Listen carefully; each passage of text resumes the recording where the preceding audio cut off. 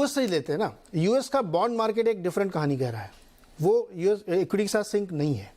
क्यों मैं कह रहा हूँ? क्योंकि आप बॉन्ड मार्केट देखिए ना, वहाँ भी यील्ड कहाँ पे चल रही है, स्वैप कहाँ पे चल रहे हैं, वहाँ पे मार्केट उसको इग्नोर कर रहा है। हम लोग लार्जली ऐसा बोल देते हैं कि मार्केट बिल्कुल इग्नोर, लेकिन मार्केट उसको देख के ही रिएक्ट कर रहा है।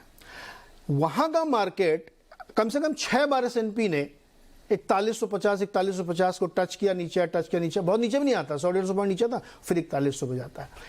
वहाँ भी पता नहीं कौन सी रेजिलियंस है, वो क्यों नहीं गिर रहा है। अगर वहाँ पे मंदी की आशंका है या वहाँ पे GDP 1.1% आ रही है और बहुत बुरी हालत में लोग पहुँच रहे हैं, इस तरह की बातें हो रही, क्लाउड का बिजनेस खराब हो रहा है, क्यों नहीं गिर रहा वो मार्केट? मेरी थ्योरी ये नहीं है कि हम चाहते हैं कि हमारा मार्केट गिर जाए, मैं ये जानने की कोशिश कर रहा हूं कि हमारा मार्केट और उनका मार्केट अलग अलग इसलिए हो रहे हैं क्योंकि हम अपनी चाल पे चल रहे हैं, वो अपनी चाल पे चल रहे हैं। वो भी तो नहीं गिर रहे हैं, वही कहाँ गिरे? अभी गिरे क्या? वो नहीं गिरे। इनफैक्ट हमारे शो पे भी, इस पे भी पहले चर्चा हो चुकी है कि क्या जो S&P का फेयर लेवल है वो 3500 है, 3200 है, उस लेवल पे खरीदना चाहिए। सर्वे था फंड मैनेजर का, सर्वे था 3500 का। अभी JP मॉर्गन ने भी कहा कि फेयर वैल्यू 3500 है, हो सकता है गिर जाए अगले 3-4 महीने में। पर क्या हो रहा है नीरज जी की एक जो इंटरेस्ट रेट का जो फियर था कि वो अनअबेटेड हो जाएगा, जैसे 2 ईयर की बॉन्ड यील्ड हमने देखी थी, महीने 1.5 महीने पहले 5% क्रॉस कर गई थी और तब लोग कह रहे थे कि 8% हो जाएगी, 18% हो जाएगी। वो एक बड़ा फियर था जो जिसकी वजह से लोगों ने अपनी पोजीशंस कट करी थी। प्रोग्रामेटिक बाइंग जो ट्रेडिंग होती है उसमें भी चेंज हुए थे। फिर वो 5% से गिर के सीधा आ गया 3.8, 3.7 पे और अब 4 के आसपास है। तो जो इन्वर्जन था यील्ड कर्व का, जो कि बहुत शार्प था, अब वो फ्लैटन हो रहा है। तो लोगों को ये लग रहा है कि रिसेशन जो है वो माइल्ड रिसेशन होगा, शायद फेड मैनेज कर लेगा, तकलीफ ज़्यादा लंबी नहीं होगी। और इक्विटी मार्केट में हमने हमेशा देखा नीरज जी कि कोई वेट नहीं करता सर्टेनिटी इमर्ज करने के लिए, कोई वेट नहीं करता कि जब परफेक्ट डेटा आएगा तभी मैं इन्वेस्ट करूंगा। क्योंकि जो फंड मैनेजर्स हैं, ट्रिलियंस ऑफ डॉलर्स लेके बैठे हैं, उनको बेट्स लेनी है, उनको रिस्क लेना है। तो अगर उनको जहां पे भी अच्छी कमेंट्री दिख रही है, जैसे आप बड़े स्टॉक्स की बात करी, पर इंटेल की मैं कमेंट्री कल देख रहा था और इंटेल एक टॉर्च बेयरर है सेमीकंडक्टर इंडस्ट्री का, और इंटेल की कमेंट्री थी कि अब वो एक्सपेक्ट कर रहे हैं कि फाइनली PC सेल्स जो है अगले क्वार्टर से पिकअप होने लगेंगी और जो काफी साल से डाउन थे।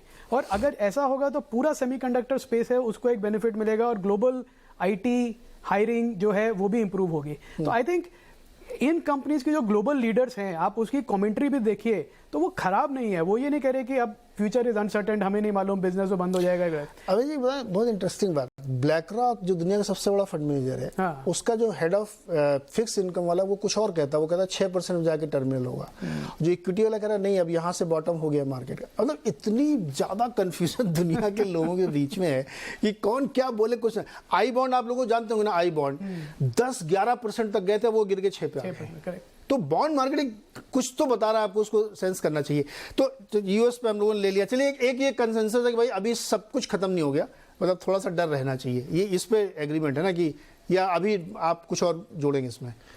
नहीं नीरज जी, इसमें मैं यही कहना चाहूँगा कि ये जो हम स्लो डाउन या रिसेशन की बात कर रहे हैं यूएस में, this is not an asset problem, it is a Fed led slow down और अ फेड लेड रिसेशन। और अगर आप 1975 से लेकर अभी तक का आंकड़ा देख लें, generally Fed led recessions last for only 3 to 5 quarters, 3-4 quarter का एवरेज रहता है, right?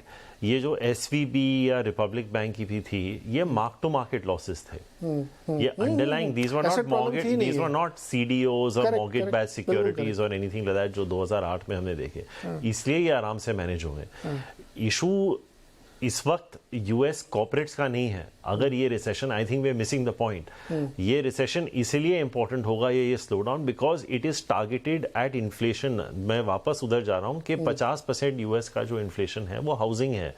This inflation is targeting the US consumer, it is not targeting the US corporate. तो आपको ये ट्रैक करना बहुत जरूरी है कि यूएस कंज्यूमर स्पेंडिंग कैसा कर रहा है, और वहां से आपको एक डेटा पॉइंट मिल जाएगा। You know, consumer confidence surveys every state publishes, Kansas, Philadelphia वगैरह आपको मिल जाएंगे। यू नो, आप यूएस का पूरा इकोनॉमिक कैलेंडर आता है, आप उसको ट्रैक कर दीजिए, राइट? ISM सर्विसेज इंडेक्सेस देख लीजिए।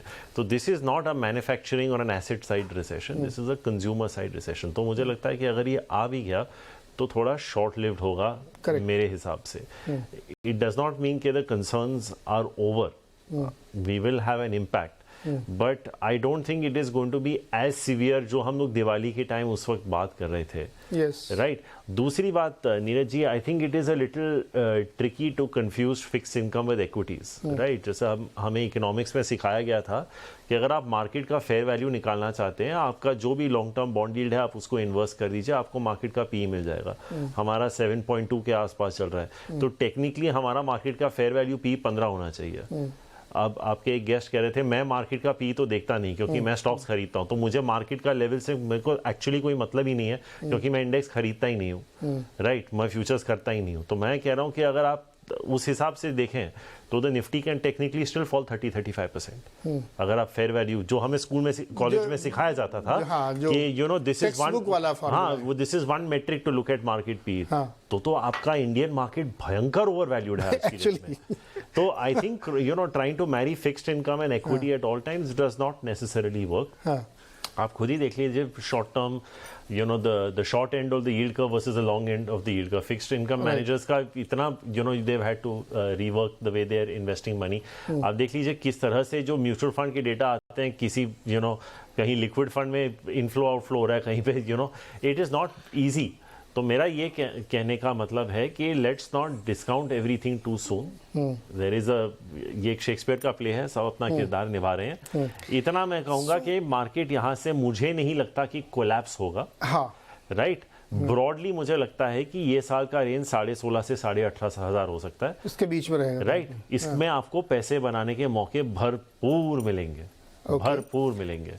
इसी रेंज में आईटीसी डबल हुआ है। अरे अभी भी हो रहा है, इसी रेंज में आईटीसी डबल हुआ है। तो जब लोग बोलते हैं ना कि मार्केट थका हुआ है, नहीं भाई, ढूंढने की बात है, ढूंढने की बात है। और मैं आपसे कह रहा हूं, it's not that it is because it's the weekend, मैं कह रहा हूं कि अगर आईटीसी का कैश डिप्लॉयमेंट ठीक ठाक हुआ, ITC can double from here also. नहीं, मैं तो कह रहा हूं कि जो उनका कैपिटल लोकेशन का क्वेश्चन था, वही वाला सेक्टर सबसे बढ़िया कर रहा है। नहीं, तो मैं वही कह रहा हूं नीरज जी, आईटीसी का अगर आप देखें 20 से 25 हजार करोड़ का उनका कैश ऑन बुक्स है। थ्योरी आपको बताती है obviously if your cash is higher your return on equity is depressed. आज की डेट में आईटीसी ट्रेड्स है 26 टाइम 1 ईयर फॉरवर्ड। कोई भी सेल साइड ब्रोकर इंक्लूडिंग अस अगर आईटीसी को टारगेट मल्टीपल दे रहा है, वो 30 से ज्यादा नहीं दे रहा। 30 पे कोई एफएमसीजी कंपनी इंडिया में नहीं ट्रेड हो रही, उसके रिटर्न रेशियोज भी 26-27 है। आप सिर्फ सोचिए कि अगर आईटीसी ने एक बड़ा एक्विजिशन कर लिया जैसे लीवर ने किया था, और उनका जो टोबैको का एबिट जो आज 80% है वो 70% हो जाता है और उसकी आरओई बढ़ जाती है। Why can't ITC get 40 times? Market देना चाह रहा है, दे नहीं पा रहा है, ये अलग बातें हैं। तो ऐसा नहीं है कि मौके नहीं मिल रहे, मौके हैं। सिगरेट का जो उनका बिजनेस है उसमें सबसे ज्यादा मार्जिन इस समय वो कमांड कर रहे हैं, बावजूद इसके वॉल्यूम गिर रहा है। मैं यही कह रहा हूं कि आप अगर हानिकारक चीज से भी पैसे बना सकते हैं तो क्यों ना बनाएं? उनके प्रोडक्ट से मत कराइए, आप उनके स्टॉक से कराइए, उनके स्टॉक से बनाइए। राइट, ये प्रोडक्ट्स आप बिल्कुल कंज्यूम मत कीजिए, बट उसके स्टॉक से बनाइए। उसके स्टॉक से अगर पैसा, देखिए हमारा काम है ये, right, we have to look at making money actually. अच्छा, ये डिस्क्लोजर देते चले साथ के